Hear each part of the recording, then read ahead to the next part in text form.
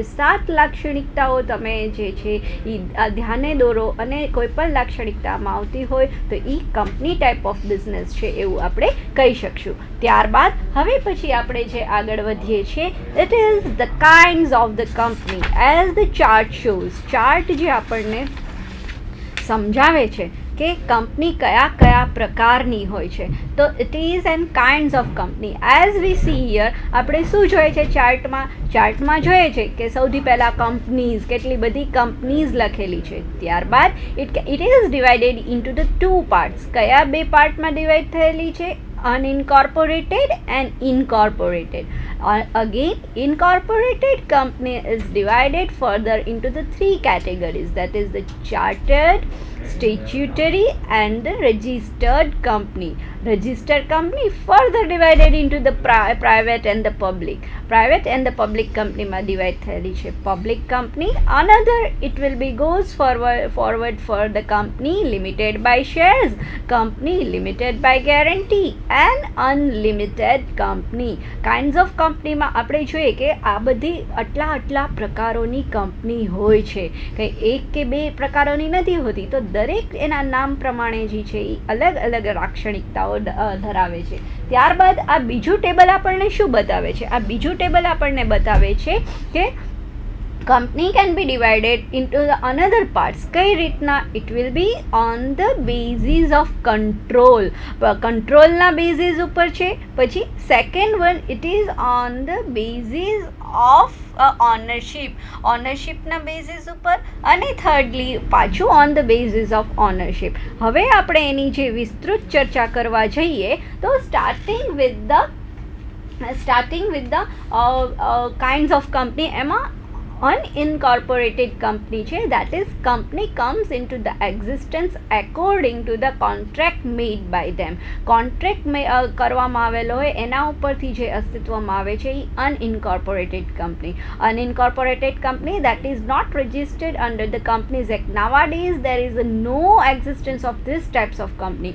અત્યારના જે company rules અને રેગ્યુલેશન્સ છે જે એટલા આગળ વયા ગયા છે કે હવે આવી કોઈ ઇનકોર્પોરેટેડ કંપની છે એ અસ્તિત્વમાં છે જ નહીં. હવે અનઇન્કોર્પોરેટેડ કંપની જે છે એમાં આપણે જોવા જઈએ તો ઇટ કેન બી ડિવાઇડેડ. એ જે છે એ કોન્ટ્રાક્ટ ઉપરથી અસ્તિત્વમાં આવેલી છે. અને incorporated company are the company which are registered under the companies act 1956. 1956ના કમ્પનીઝ એક્ટ અંતર્ગત જે રજિસ્ટર્ડ કરવામાં આવેલી છે એને આપણે ઇન્કોર્પોરેટેડ કંપની કહી શકીશું. સૌથી પહેલાં એમાં ચાર્ટર્ડ કંપની.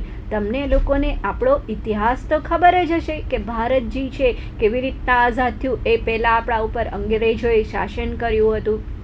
અંગ્રેજોએ જે શાસન કર્યું હતું તો અંગ્રેજો કાંઈ અહીંયા આપણા ઉપર શાસન કરવા નહોતા આવ્યા.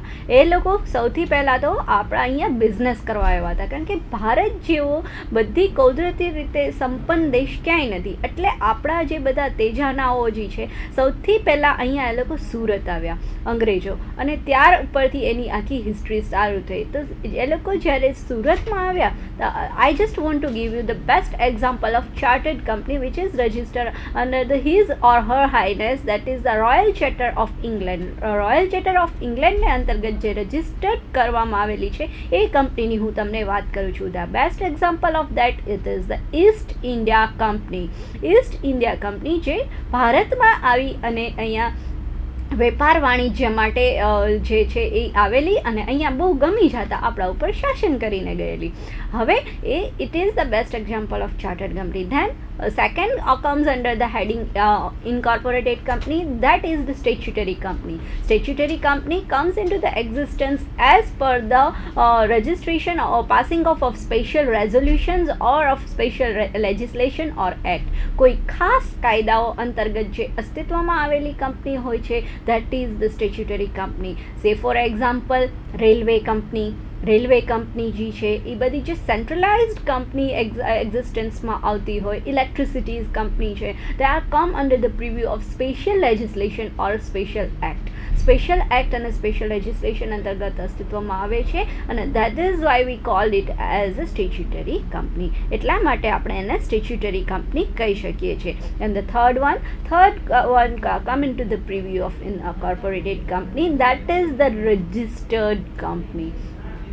એઝ વી સી, તમે લોકો જ્યારે બીકોમમાં કોમર્સમાં ભણ્યા હશો, 12થમાં પણ આપણે જે છે એક સબ્જેક્ટ બિઝનેસ મેનેજમેન્ટ આવતો હોય છે, એમાં બી આપણે જે તમે સ્ટડી કરેલું હશે એમાં આપણે જોતા હશું કે પાર્ટનરશિપ છે કે સોલ પ્રોપ્રાઇટરશિપ છે. ખાસ કરીને પાર્ટનરશિપનું એક્ઝામ્પલથી વાત કરું તો પાર્ટનરશિપમાં it is not compulsory to register a partnership. બરાબર, પાર્ટનરશિપ રજિસ્ટ્રેશન કરાવવી ફરજિયાત નથી હોતી અને નથી હોતી પણ શું હોય છે, સલાહભર્યું હોય છે. પણ in the case of company, જ્યારે આપણે કંપનીની વાત કરીએ છીએ તો કંપનીના કેસમાં it is compulsory two gate registration of the company. કંપનીનું રજિસ્ટ્રેશન ના કરાવીએ ત્યાં સુધી એનું અસ્તિત્વ આપણે આંકી શકતા નથી. એટલા માટે એ આપણા માટે ફરજિયાત બની જાય છે કે કંપનીનું રજિસ્ટ્રેશન કરાવવું. કયા કાયદા હેઠળ કરાવવામાં આવશે? કાયદો હશે 1956નો કંપનીઝ એક્ટ, જેમાં સમયાંતરે બધા ફેરફારો આવતા જ જાય છે એ પ્રમાણે હશે. પરંતુ કંપનીનું રજિસ્ટ્રેશન કરાવવું ફરજિયાત છે અને જે કંપનીનું રજિસ્ટ્રેશન થાય છે અને એ કંપની રજિસ્ટરમાં જે નોંધણી થાય છે that is known as a registered company. પછી આપણે જોઈએ છીએ કે NSE, BXC બધા national stock exchange, Bombay stock exchange, એમાં લિસ્ટ A, લિસ્ટ B, એમાં બધામાં રજિસ્ટર્ડ થયેલી કંપનીઓ. કારણ કે અત્યારના જે આ કોર્પોરેટ યુગ ચાલી રહ્યો છે એમાં આપણે જોઈએ તો દિવસની હજારો કંપનીઓ અસ્તિત્વમાં આવતી હોય છે. It is not like that we wish all them best luck, પણ બધી જ જે કંપનીઓ જે છે એ સારું પરફોર્મન્સ નથી કરી શકતી. કોઈ જે છે એમાંથી બહાર નીકળી જાય છે, કોઈ જે છે એમાં સારી રીતે ટકી અને છેટ સુધી પહોંચી જાય છે. તો આ બધી છે એની આખી કાયદાકીય પ્રક્રિયાઓ છે. કેમ કંપની માટે આ બધું શું કામ ફરજિયાત છે? કંપની જે છે ને એ પોતાની મૂડી બહારથી લઈને આવવાની છે. હવે જ્યારે આ બહારથી લઈને આવવાની છે મૂડી, ત્યારે એને એના સભ્યોનો વિશ્વાસ જીતવો ફરજિયાત થઈ જાય છે. જો એ વિશ્વાસ જીતશે તો જ જે છે એ પોતે આગળ માર્કેટમાં ટકી શકશે અને એની face value, share value up જશે and they can do their business well as they were. આજે આપણી પાસે જ કોઈ નવી કંપની એક્ઝિસ્ટન્સમાં આવવાની છે, એના શેર ખરીદવાની ઓપોર્ચ્યુનિટી હોય અને જે રિલાયન્સ કંપનીના શેર ખરીદવાની હોય, વોટ વી ગો ફોર? આપણે કયા માટે જઈશું? We definitely go for the Reliance company because it has an market since very long અને એની રિપ્યુટેશનનું તો આપણે કોઈ જજમેન્ટ લેવાનું થતું જ નથી. દેટ ઇઝ વાય આપણે એને એમ કહી શકીએ છીએ કે આ બધી કંપની રજિસ્ટર્ડ હોવી ફરજિયાત છે. હવે રજિસ્ટર્ડ કંપનીની અંદર અગેન આપણે જોઈએ છીએ it can be divided into the two parts, that is the public company and the private company. How we consider what is public company and what is private company? કઈ public company અને કઈ private company એ આપણે કેવી રીતે જાણશું? તો public નો હોય private, right? That is the right answer છે. પણ there are certain characteristics, એમાં પણ અમુક લાક્ષણિકતાઓ આપવામાં આવી છે કે જેના ઉપરથી આપણે કહી શકીએ કે આ કંપની જે છે એ પ્રાઇવેટ છે અને આ કંપની જે છે એ પબ્લિક છે. For example, private company there is a limitation, minimum, maximum. First of all the characteristics is the number of memberની વાત કરીએ તો પ્રાઇવેટ કંપનીમાં જે છે એ ઓછામાં ઓછા 2 સભ્ય હોય છે અને વધુમાં વધુ જે સભ્યની સંખ્યા હોય છે તે 50 હોય છે. હવે આપણે જે લાસ્ટલી જોવાના છે એમેન્ડમેન્ટ્સ ઓફ કંપનીઝ એક્ટ 2013, એમાં આપણે જોઈશું કે આ સભ્ય સંખ્યા બદલાયેલી છે. પણ અત્યારના હાલ પૂરતું હું આપને સમજાવવા વાત કરું તો પ્રાઇવેટ કંપનીમાં ઓછામાં ઓછા 2 સભ્ય અને વધુમાં વધુ જે છે એ 50 સભ્યની સભ્ય સંખ્યા મર્યાદા હોય છે, જે હવે વધી અને 50માંથી 200 થયેલી છે as per the amendment of 2013. 2013ના કંપની એક્ટ સુધારામાં મૂકેલી છે એ બાબતની વાત છે. હવે જ્યારે પબ્લિક કંપનીમાં the minimum limit ease of the જે ઓછામાં ઓછા સભ્ય જોઈએ છે કંપની સ્ટાર્ટ કરવા માટે એ 7 અને વધુમાં વધુ કોઈ સભ્ય સંખ્યા નથી. એટલે આપણે જોઈએ કે પબ્લિક કંપની અને પ્રાઇવેટ કંપની બંને જે છે એ પોતાની રીતે બિઝનેસ સ્ટાર્ટ કરી શકે છે, પણ આ આપણે પહેલી સભ્ય જે પોઈન્ટ જોયો એ સભ્ય સંખ્યા ઉપરથી બંનેનો ડિફરન્સ ફાઇન્ડ આઉટ થાય છે. પછી મેં જેમ વાત કરી કે કંપની જે છે એ ઓપન પબ્લિક પાસેથી પૈસા લઈ આવવાની છે, ઓપન પબ્લિક પાસેથી પૈસા લઈ આવવાની છે. ચલો સે ફોર એક્ઝામ્પલ પ્રાઇવેટ કંપની હશે એમાં તો મેક્ઝિમમ લિમિટ્સ હવે 200 મેમ્બર્સની છે, એનાથી વધારે તો નહીં મેમ્બર્સ બની શકે. તો આ 200 મેમ્બર્સ પાસેથી જ્યારે એ ફંડ્સ લઈને આવશે, પોતાના ફંડ્સ લઈને આવશે, દે આર ઇન્ટરચેન્જેબલી, બંને જે છે 200 જણા આંતરિક રીતે પોતાનાથી બંધાશે અને they can transfer their shares, એ પોતાના શેર્સ ટ્રાન્સફર કરી શકશે, but with the consent of all the 200 members. એ પોતાના જે 200 સભ્યો છે એના જ સહમતિથી કરી શકશે. જ્યારે પબ્લિક કંપનીમાં આવી કોઈ બંધન નથી. The shareholders can sell their share or purchase the other company's share without the consent of the members. બીજા કોઈ પણ સભ્યના સહમતિ વગર પણ જે ઓપન માર્કેટમાં શેરની લેવેચ કરી શકશે. ત્યારબાદ બીજી જે વસ્તુ આપણને કહેવામાં આવે છે કે પબ્લિક કંપનીની આપણે જે કંઈ બીજો પોઈન્ટ ફોકસ આઉટ કરીએ છીએ કે પબ્લિક કંપની જે છે એનું શેર કેપિટલ મંગાવવા માટે, કારણ કે એમાં તો સભ્ય સંખ્યાની મર્યાદા નથી, it will be start with the 7 members up to no limits. તો હવે આ ક્યારે આવશે શું? તો એકના ઘરે જઈને નોક કરીને કહેશે કે ભાઈ તમારે અમારા કંપનીનો મેમ્બર બનશે નહીં. They will issue their advertisement in the form of prospectus. પ્રોસ્પેક્ટસના ફોર્મમાં જે છે એ બારે જાહેરાત આપશે. બારે જાહેરાત આપ્યા પછી જેને આપણે ગુજરાતીમાં વિજ્ઞાપન પત્ર કહીએ છીએ. હવે વિજ્ઞાપન પત્ર બહાર પાડી અને જનરલ પબ્લિકને ઇન્વાઇટ કરશે. આપણે જાણતા જોઈએ છે ડે ટુ ડે આપણે ટ્રાવેલિંગ કરતા હોય છે ને તો પણ મોટા મોટા હોર્ડિંગ્સમાં લખેલું હોય છે issues opens today, issues clauses today, right? That is the invitation to the open public two invest in a particular company. Particular કંપનીમાં ઇન્વેસ્ટ કરવા માટેનું એ એક આમંત્રણ છે. તો આ વસ્તુ કોણ કરી શકશે? પબ્લિક કંપની જ કરી શકશે. પ્રાઇવેટ કંપની આ વસ્તુ ઓપન ઇન્વિટેશન ના આપી શકે. 3 પોઈન્ટ્સ થયા, points of difference. That is first one, it is the number of members. Number of મેમ્બર્સની વાત કરી. Secondly, it is for the transferability of shares, શેરનું હસ્તાંતર થઈ શકે કે ન થઈ શકે. ત્રીજો મુદ્દો જે જોયો, ત્રીજો મુદ્દો આપણે જોયો કે જનરલ પબ્લિકને કેવી રીતે ઇન્વાઇટ કરી શકે છે અને કેવી રીતે ઇન્વાઇટ નથી કરી શકતા.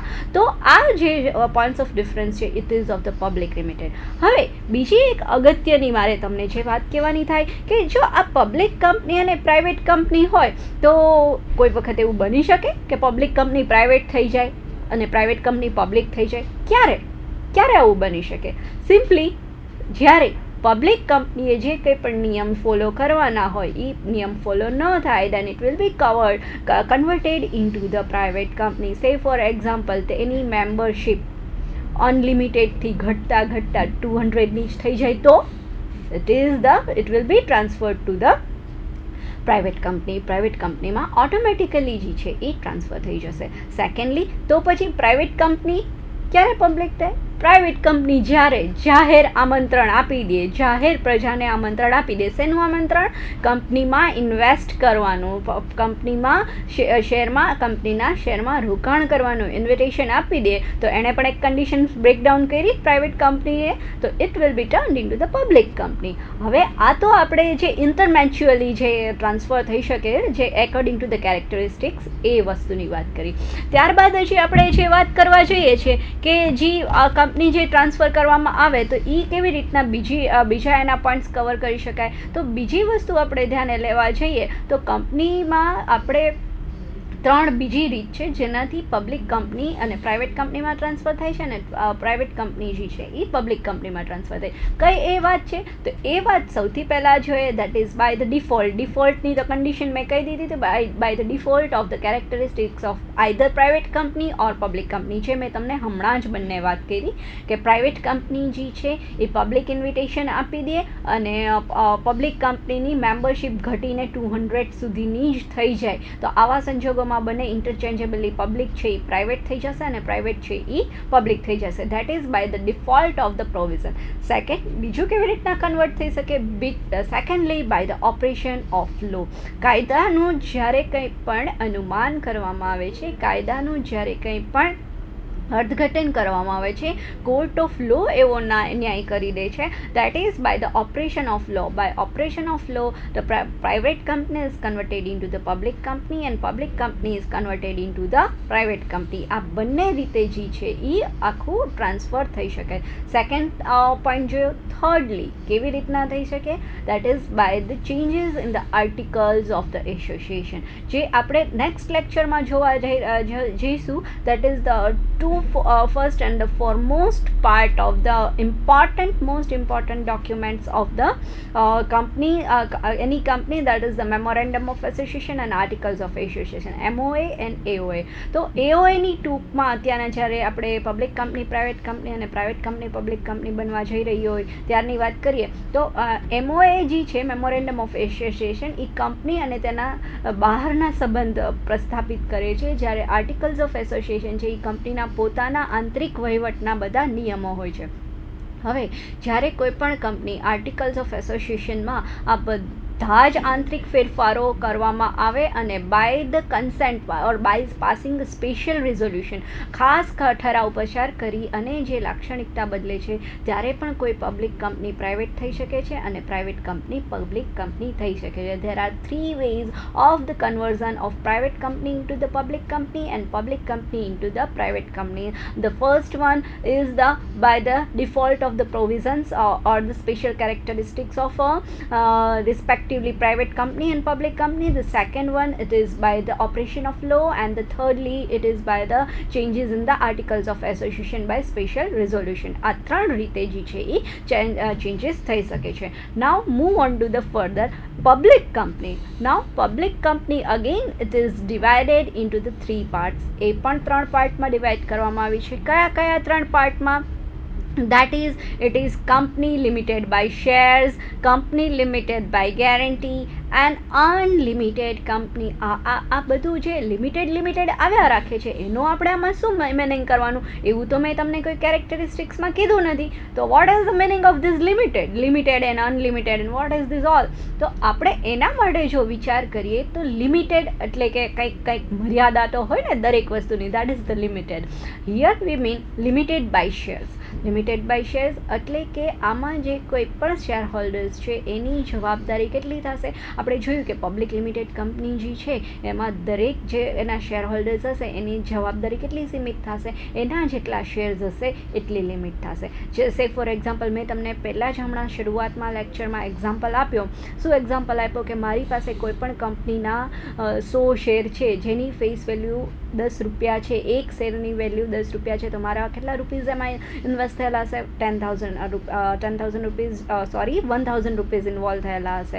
હવે 1,000 રૂપીઝમાંથી મેં 5 રૂપિયા પે કરી દીધા. આપણે જે શેરની એમાઉન્ટ પે કરીએ ને એમાં ઓલવેઝ એવું ન હોય કે 10 રૂપીઝ પર શેર છે તો 10 ભરી દેવાનો હોય.